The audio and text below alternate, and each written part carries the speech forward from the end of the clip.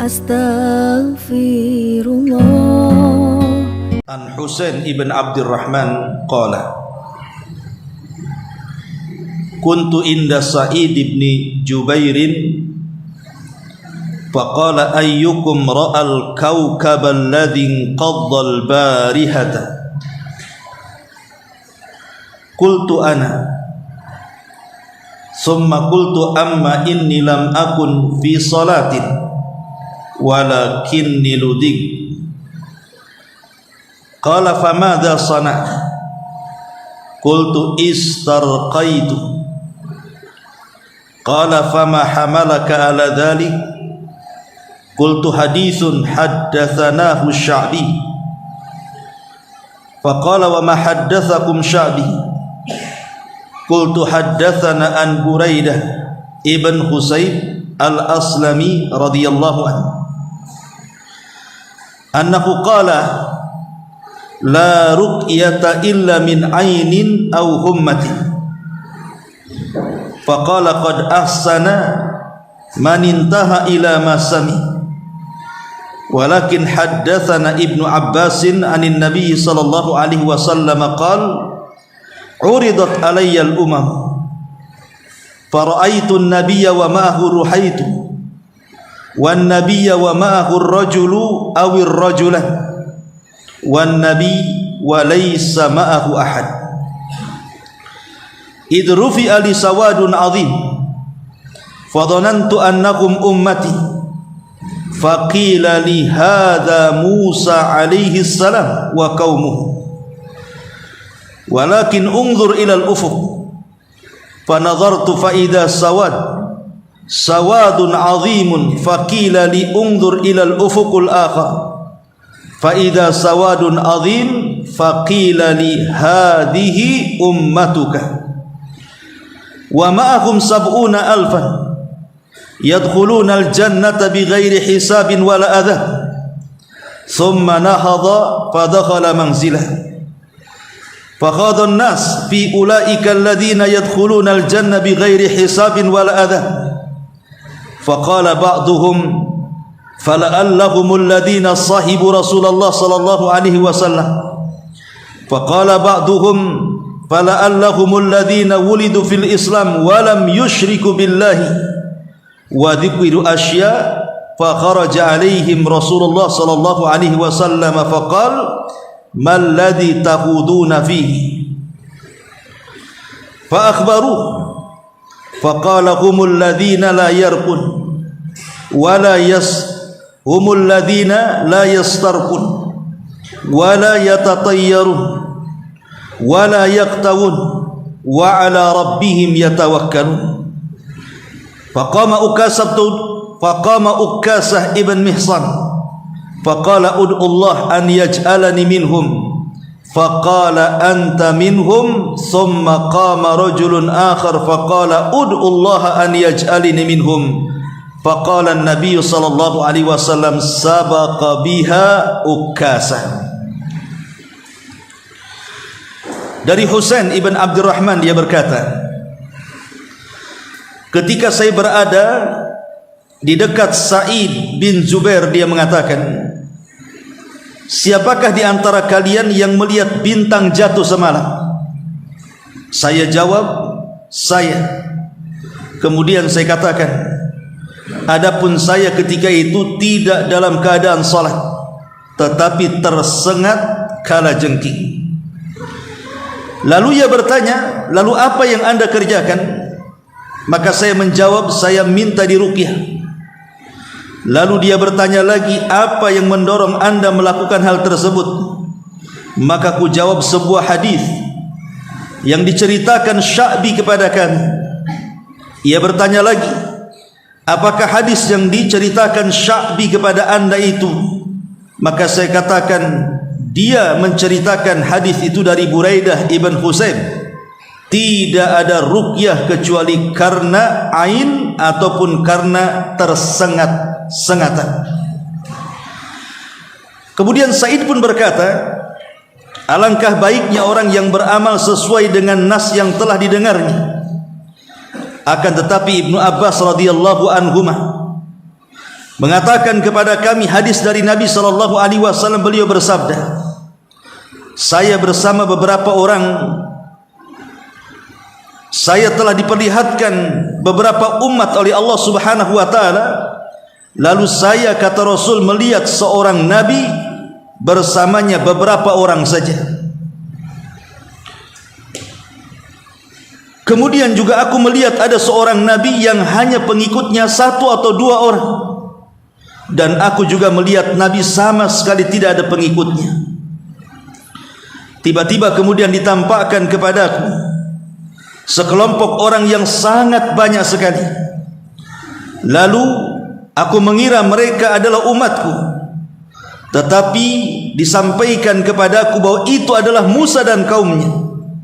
Lalu tiba-tiba aku melihat lagi sejumlah umat yang sangat besar, dan disampaikan kepadaku, ini adalah umatmu, bersama mereka ada 70.000 manusia, mereka akan masuk surga tanpa hisab dan azab. Kemudian beliau bangkit dan masuk ke dalam rumahnya. Maka para sahabat kemudian saling berbicara satu dengan yang lainnya. Sebagian mereka mengatakan boleh jadi mungkin yang dimaksud 70.000 itu adalah sahabat Rasul. Sebagian mereka berpendapat boleh jadi mereka adalah anak-anak yang dilahirkan dari sahabat Rasul dan mereka tidak pernah melakukan kesyirikan kepada Allah Azza wa Jalla sedikit pun. Lalu sebagian mereka menyebutnya yang lainnya. Ketika kemudian suara semakin ramai, maka Nabi SAW keluar. Kemudian Nabi memberitakan kepada mereka, kata Nabi SAW, mereka itu adalah orang-orang yang tidak minta diruqyah, tidak minta dikai, dan tidak pernah melakukan tatayur, serta mereka bertawakal kepada Rabb mereka. Tiba-tiba Ukasha bin Mihsan berdiri dan berkata, mohonkanlah kepada Allah, mudah-mudahan aku termasuk mereka ya Rasulullah. Kemudian beliau menjawab, engkau termasuk mereka. Kemudian berdiri seseorang yang lain dan berkata, aku juga wahai Rasul, doakan supaya aku bagian daripada mereka. Maka Nabi SAW mengatakan, kamu sudah didahului oleh Ukasha. Hadis ini dikeluarkan oleh Imam Al-Bukhari dan juga Muslim. Dan hadis ini juga sebagai dasar tentang ada orang-orang yang masuk surga tanpa hisab dan azab. Ma'asyiral muslimin yang dimuliakan Allah Subhanahu wa taala, ada beberapa faedah dari hadis ini sebelum kita bentangkan. Di dalam hadis ini Nabi sallallahu alaihi wasallam menyebutkan kalimat sab'una alfan, 70.000 orang-orang yang akan masuk surga tanpa hisab dan azab. Sebagian para ulama mengatakan bahwa kalimat 70 itu bukan menunjukkan pembatasan.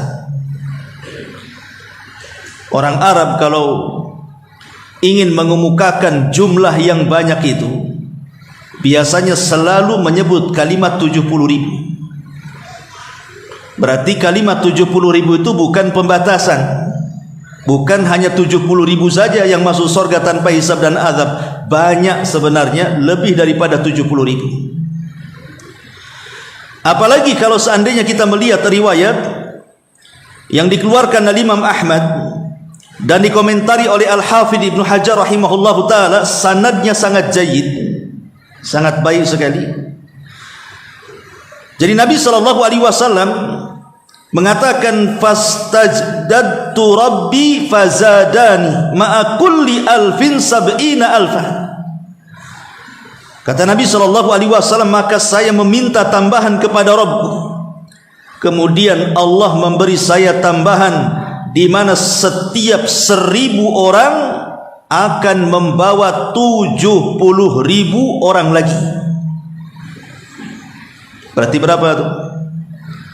Kalau dalam hadis yang pertama 70.000 orang yang masuk surga tanpa hisab dan azab.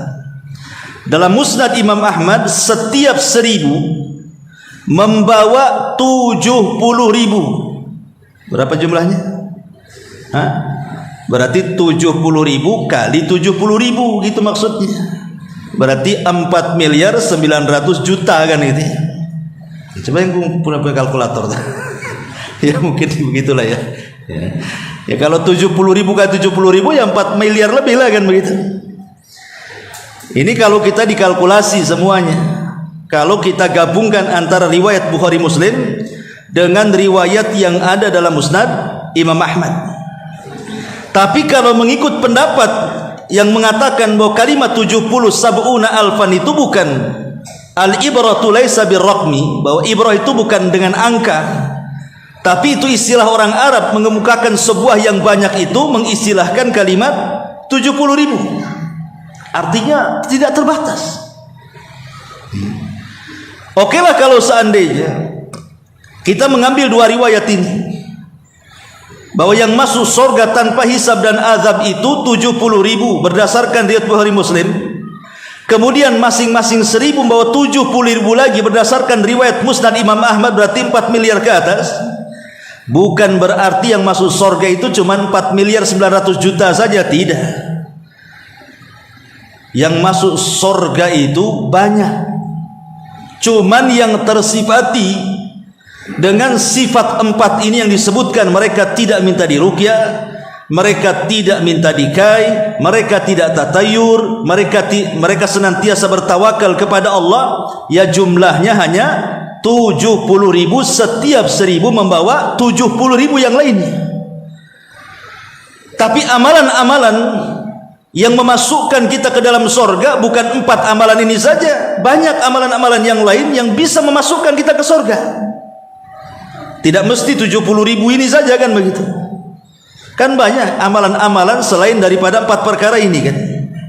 Jalan-jalan menuju surga itu. Bahkan ada satu buku judulnya 175 jalan menuju surga. Kan banyak artinya kan.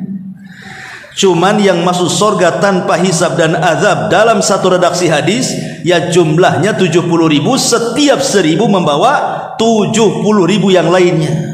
Berarti 4.900.000.000 kalau menggabungkan dua riwayat yang dikeluarkan Bukhari dan Muslim bersama riwayat Musnad Imam Ahmad di sini.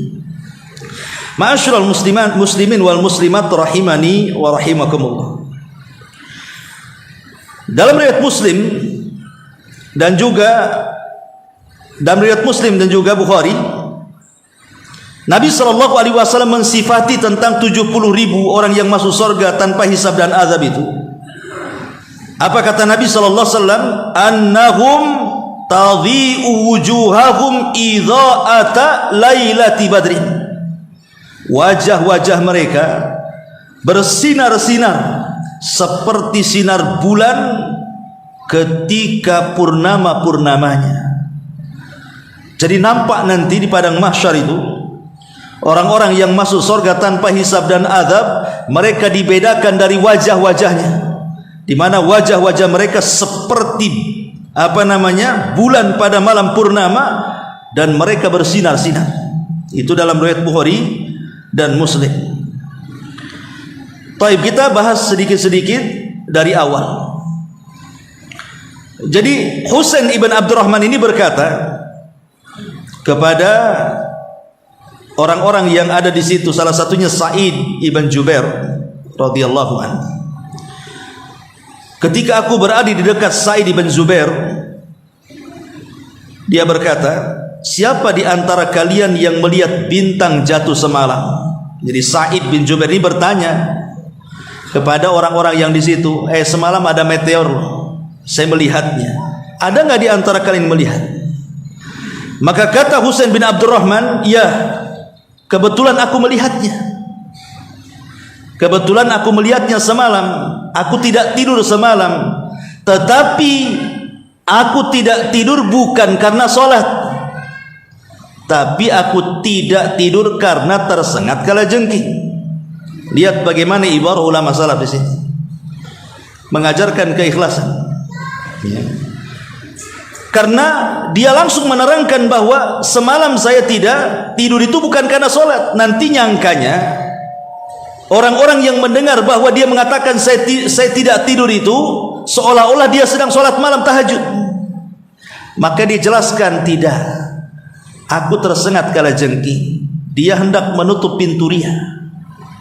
Begitu para sahabat.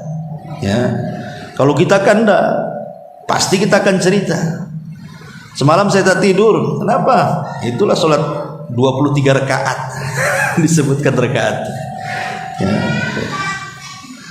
Ma'asyiral muslimin yang dimuliakan Allah Azza wa Jalla. Kemudian ditanya lagi, lalu apa yang kau lakukan wahai Husain?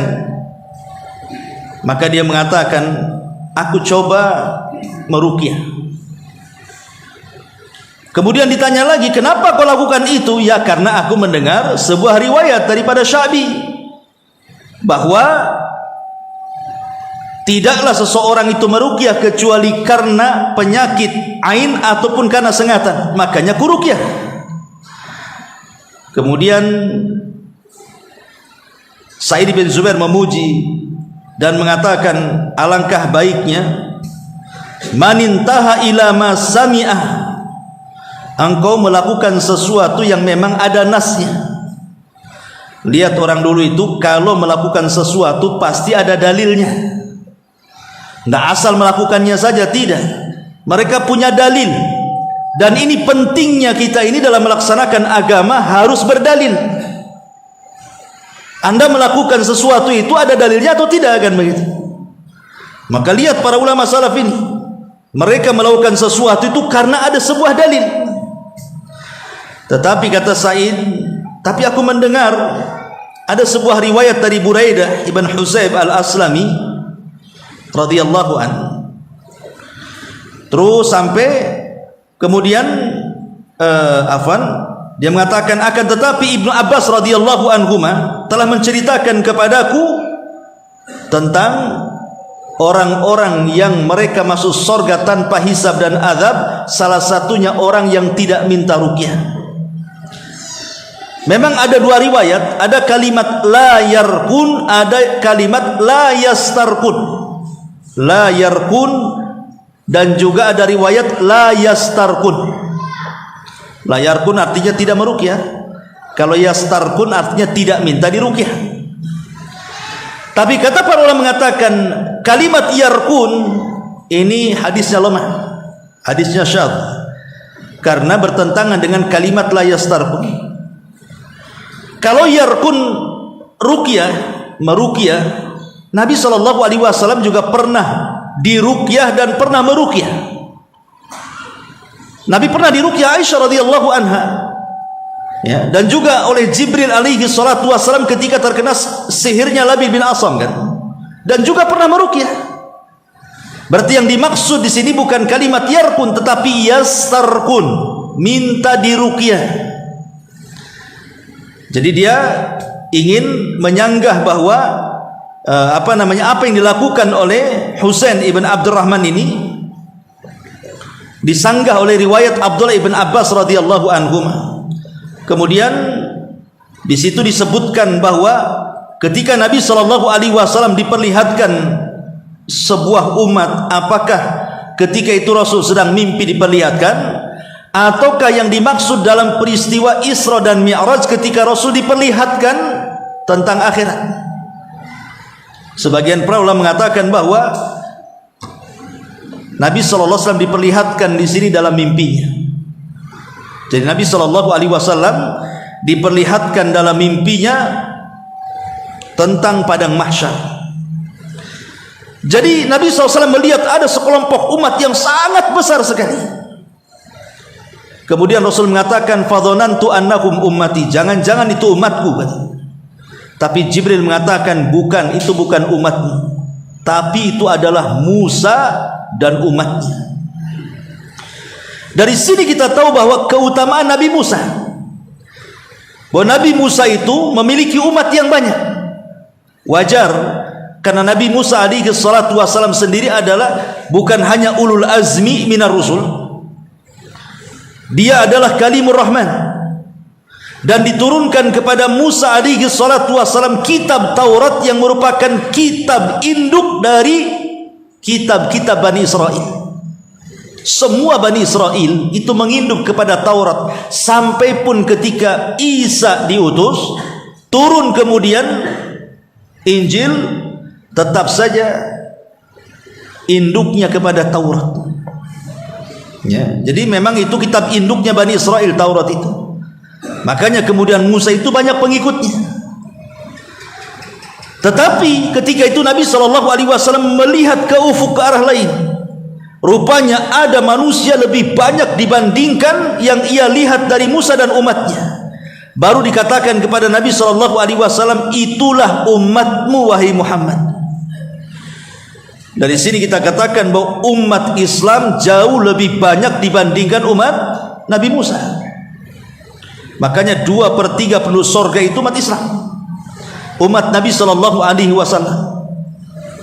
Karena memang umatnya banyak sekali Nabi SAW. Makanya dalam peristiwa Isra Mi'raj itu, ketika Rasul berjumpa dengan Nabi Musa, kan Musa menangis dan mengatakan, ketika dikatakan kenapa Musa menangis, kata Musa, aku cemburu dengan anak muda itu. Maksudnya Nabi SAW datang belakangan, usianya masih muda, tapi umatnya jauh lebih banyak dibandingkan umatku, kata Nabi Musa SAW, dengan pendeknya usia. Tapi Nabi SAW mendapatkan umat terbanyak. Tetapi ada juga Nabi yang pengikutnya ruhaid. Ruhaid itu dalam bahasa Arab jumlah antara 3 sampai 10 orang. Ya, di bawah 10 lah, tidak sampai di atas 10. Tapi ada juga Nabi pengikutnya cuma 2. Tapi ada juga Nabi pengikutnya cuma 1. Ada juga Nabi yang tidak punya pengikut. Dari sini kita tahu bahwa keberhasilan dakwah itu bukan karena banyaknya pengikut, tapi keberhasilan dakwah itu berhasilnya seseorang menyampaikan kebenaran. Kata para ulama, berhasilnya dakwah bukan karena banyaknya pengikut, tapi berhasilnya dakwah itu karena kita sanggup menyampaikan kebenaran. Kalaupun tidak ada yang mengikut dia, maka dia bersama kebenaran berdua. Dan tetap dikatakan jamaah. Al jama'atu ma wafaqal haq wa in kunta wahda. Jamaah itu apabila Anda bercocok dengan kebenaran walaupun engkau sendirian. Baik, ma'asyiral muslimin yang dimuliakan Allah Azza wa Jalla, kita masuk pada poinnya. Jadi ketika Nabi SAW melihat ada umat itu sebanyak 70.000 orang yang masuk surga tanpa hisab dan azab, dan setiap 1.000 membawa 70.000, ya, dalam Musnad Imam Ahmad itu. Siapa mereka itu? Pertama, mereka adalah orang-orang la yastarqun, tidak minta diruqyah. Orang-orang yang tidak minta diruqyah. Al-Imam Ibnu Utsaimin rahimahullahu taala pernah ditanya, bagaimana kalau seandainya dulu antum pernah minta diruqyah? Karena antum tidak tahu hukumnya. Kemudian setelah tahu penjelasannya bahwa orang yang minta diruqyah itu akan dikeluarkan dari 70.000 orang yang masuk surga tanpa hisab dan azab, kemudian antum tobat dan antum berjanji untuk tidak minta diruqyah lagi. Adapun dulu antum minta diruqyah karena tidak tahu, apakah antum masih digolongkan kepada 70.000 orang yang masuk surga tanpa hisab dan azab? Maka jawaban Syekh Utsaimin rahimahullahu taala mengatakan, insyaallah masih termasuk, wal ilmu indallah, tapi ilmunya di sisi Allah Subhanahu wa taala. Karena kebenarannya baru tahu sekarang, kan begitu. Kalau dulu ketika minta diruqyah kan memang belum paham. Ya. Ada juga yang mengatakan seperti fatwanya Syekh bin Baz rahimahullahu taala. Beliau mengatakan bahwa yang dimaksud orang-orang yang minta diruqyah di situ, yang tidak akan masuk kepada 70.000 orang yang masuk surga tanpa hisab dan azab itu, maksudnya adalah orang-orang yang mereka tidak berhajat sama sekali untuk diruqyah kemudian minta ruqyah. Tapi kalau seandainya ada hajat, umpamanya antum terkena sihir atau terkena penyakit dan tidak ada cara pengobatan kecuali dengan ruqyah dan harus minta diruqyah, maka ini tidak termasuk pada orang-orang yang dikeluarkan dari 70 orang yang masuk surga tanpa hisab dan adab. Saya ulangi, kalau seandainya Anda atau antum dapat penyakit dan penyakit ini tidak bisa disembuhkan kecuali dengan ruqyah dan harus meminta ruqyah, maka orang seperti ini tidak terkeluar dari 70.000 orang yang masuk surga tanpa hisab dan adab. Ini juga pendapat ulama yang lainnya. Pendapat yang lainnya mengatakan, yang dimaksud minta diruqyah itu artinya sebelum terkena penyakit. Pamannya antum datang ke saya, Ustaz, tolong ruqyah saya. Takut saya kalau tidak diruqyah kena santet. Padahal antum belum kena santet, cuman jaga-jaga saja. Nah, bahasanya ya, jaga-jaga. Tolong ruqyah saya Ustaz. Ya, siapa tahu ada yang nyakiti saya, yang nyihir saya. Ini yang dimaksud tak boleh di sini. Karena penyakitnya belum ada, dia minta diruqyah. Tapi kalau dia sudah terkena penyakit dan tidak ada obatnya kecuali dengan ruqyah, mau diapakan lagi? Terpaksa dia minta ruqyah. Dan ini tidak terkeluar dari 70.000 orang yang masuk surga tanpa hisab dan adab. Ada juga yang berpendapat seperti itu. Ada juga yang mengatakan bahwa orang yang minta diruqyah itu maksudnya bukan ruqyah syar'iyah, tapi yang dimaksud ruqyah ghairi syar'i, ruqyah yang bukan syar'i. Adapun ruqyah yang syar'i tidak ada masalah. Ada juga yang mengatakan seperti itu. Tetapi ada juga yang memahami secara zahir tekstual hadis. Yang jelas tidak boleh minta ruqyah. Zahirnya seperti itu kan? Orang-orang yang terkeluar dari 70.000 orang yang masuk surga tanpa hisab dan azab itu adalah orang yang tidak minta ruqyah. Ya sudah, jangan minta ruqyah. Walaupun kita kena penyakit nih, kita ingat hadis tersebut, sudahlah saya sabar aja. Saya akan berdoa kepada Allah, saya akan ruqyah mandiri saja. Dan ulama mengatakan kondisinya yang seperti ini lebih utama. Ya. Ma'asyiral muslimin yang dimuliakan Allah Azza wa Jal, karena beda kalau seandainya begini, ada orang yang datang ke kita hendak meruqyah. Ini kan ada 3 kategori nih. Umpamanya saya datang ke antum mau meruqyah antum.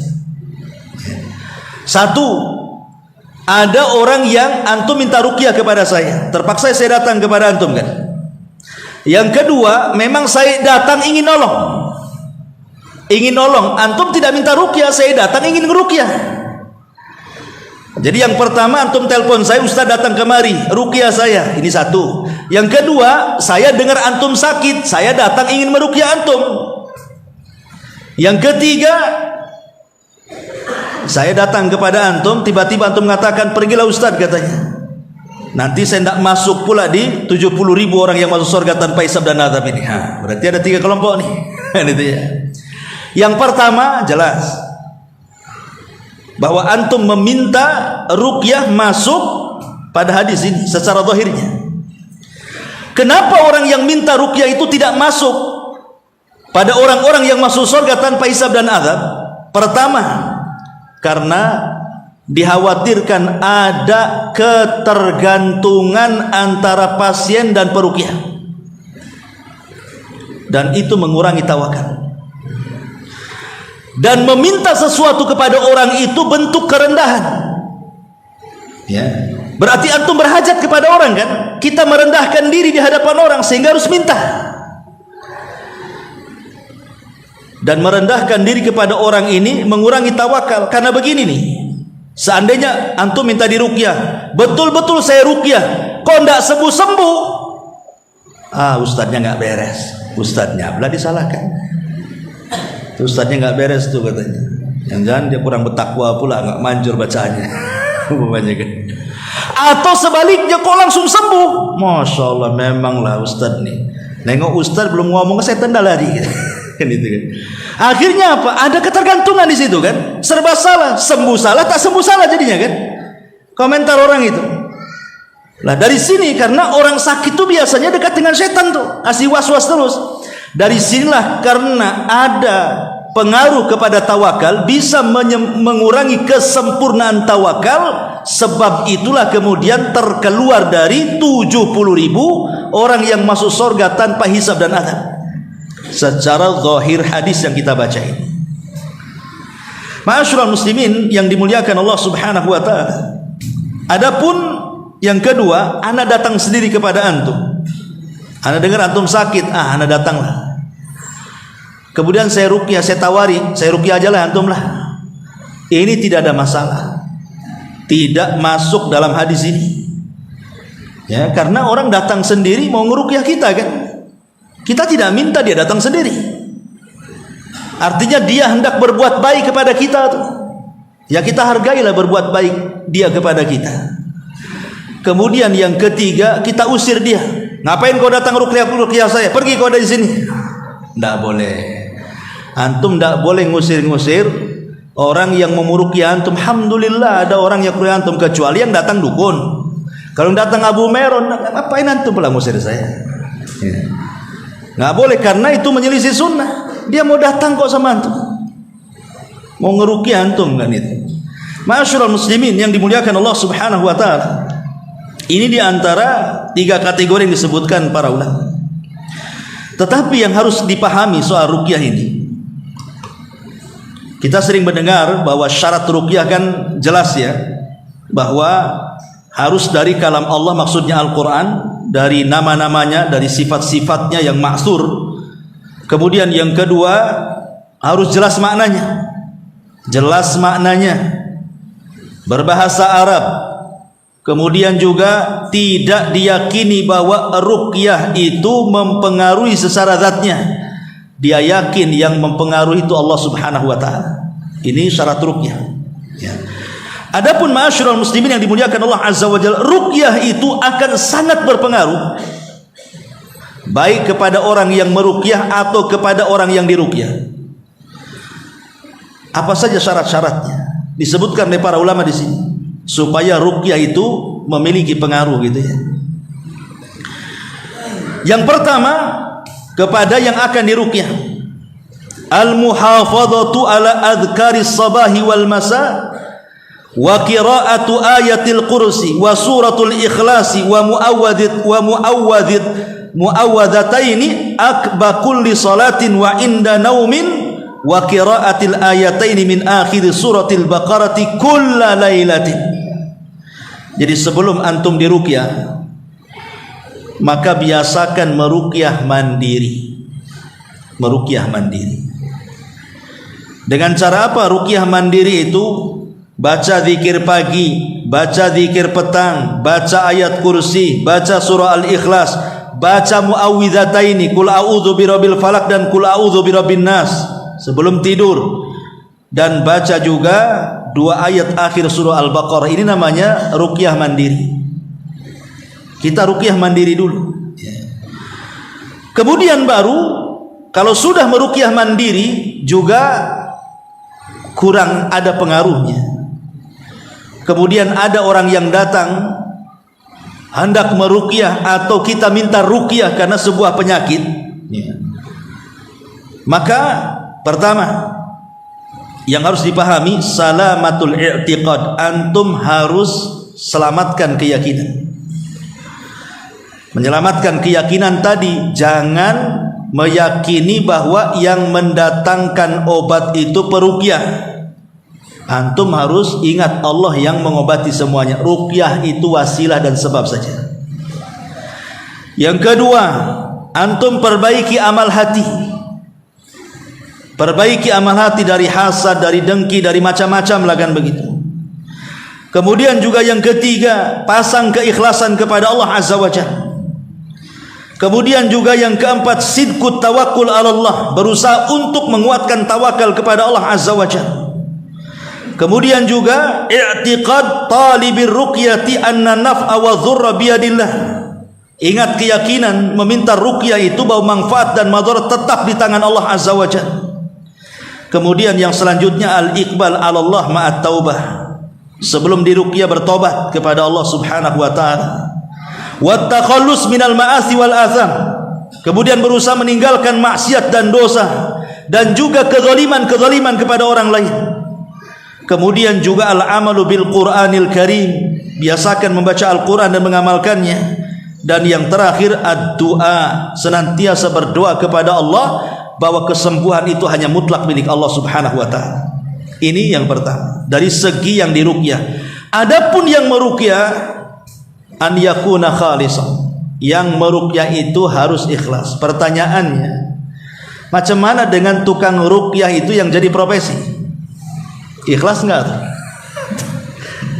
Kan ada sekarang ini kan ruqyah center atau apa gitu kan, yang ada bandrolnya satu ayat sekian juta, satu jin sekian rupiah kan. Itu kan repot juga, berarti dia meruqyah itu sudah bukan.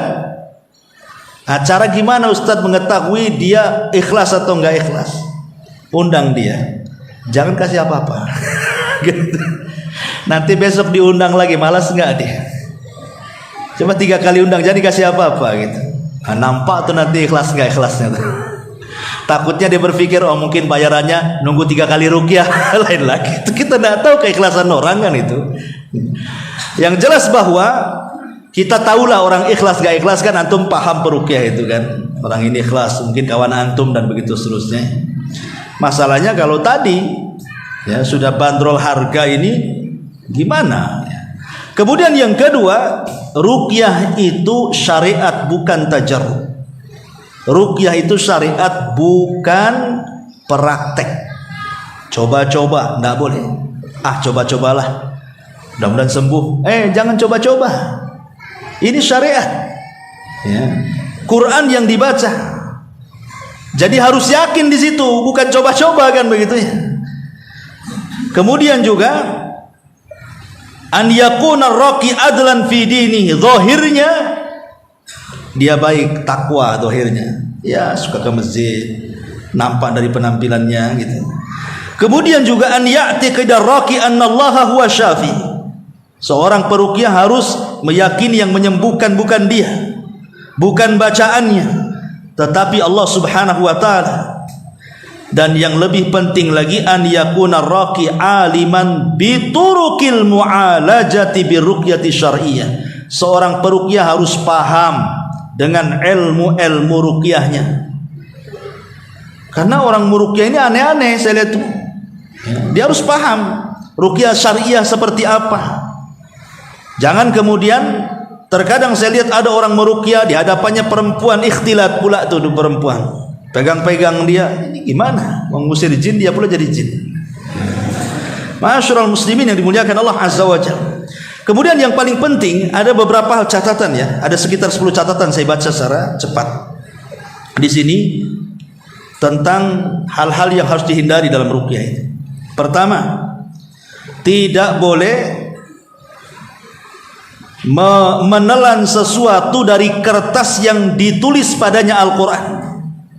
Umpamanya saya tulis surat ayat kursi di kertas, telan, nanti setannya hilang semua.